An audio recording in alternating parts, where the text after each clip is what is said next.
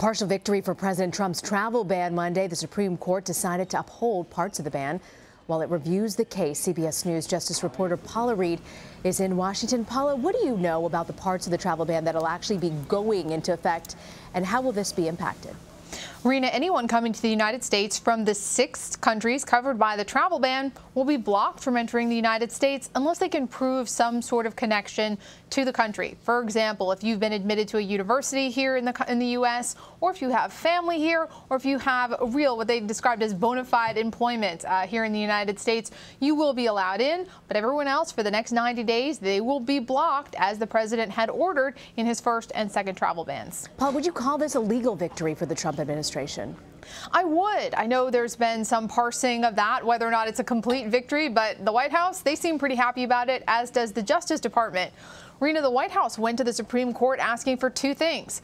They asked the court to put this case on their docket for next term to hear arguments on the merits, because they believe that ultimately the Supreme Court is their best chance of getting this upheld after all the lower courts blocked it.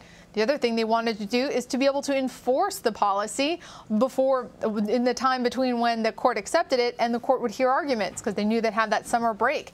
And Rena, the court gave them just about everything they asked for.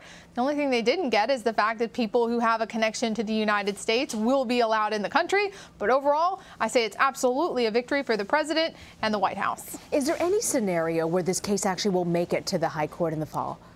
Yes. Now, we have to remember the travel ban was supposed to be a temporary policy. It was a temporary pause on immigration from these 6 countries while the White House sort of reviewed how we vet people from these countries that they say are unstable and that cannot always provide accurate information about the people trying to come here. Well, I was in court just a couple weeks ago, and one of the judges asked the Justice Department, they said, look, we're fighting over this temporary policy. Haven't you resolved your vetting issues yet? Haven't you determined your policy going forward? And the Justice Department, Rena, they said, no, we haven't had any time to think about policy because all we do is litigate in court. So here the justices have essentially said to the White House, look, we're going to let your policy go forward. Maybe that'll save you some resources, and you can take time and look at what you want to do permanently. So maybe by the time October rolls around, we won't even need to fight about this temporary policy anymore. Wow, it's so fascinating to hear you say that. We also got news that the court will take up a case on same-sex marriage next year. What do you know about that? This is going to be one of the big cases in the next term. Now, the issue is not same-sex marriages. The court has, of course, determined that same-sex marriage is marriage. But as soon as they issued that decision, those who opposed same-sex marriage started coming up with lawsuits to eventually get to the court to maybe push back or push in a little bit on the extent to which this right has been granted. For example, there were many different lawsuits across the country about services having to do with same-sex weddings. That would be flowers, or in this case, a wedding cake. This case has to do with a same-sex couple in Colorado. They went to a baker, asked for a wedding cake, and the baker didn't want to make it. He objected on religious grounds. So the court is going to take a look at whether or not that baker has the right to reject this cake request based on religious grounds. And this has been an issue, the right of private businesses to push back on same-sex marriage. This has been an issue that a lot of conservatives have been trying to get to the high court for a long time. And the fact, Rena, that they accepted it shows that the conservative justices on this court, there's a renewed energy there, and they want to take up this issue. Again, it's another victory for conservatives, and I think the White House as well. Interesting with that read on that. I want to ask you, the court did also hand out a ruling today saying that states must aid in some church programs. What does this mean?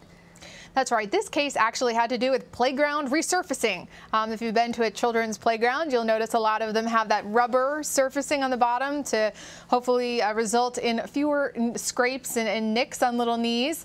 Well, a Lutheran preschool applied for a state grant asking for some help to pay for that rubberization.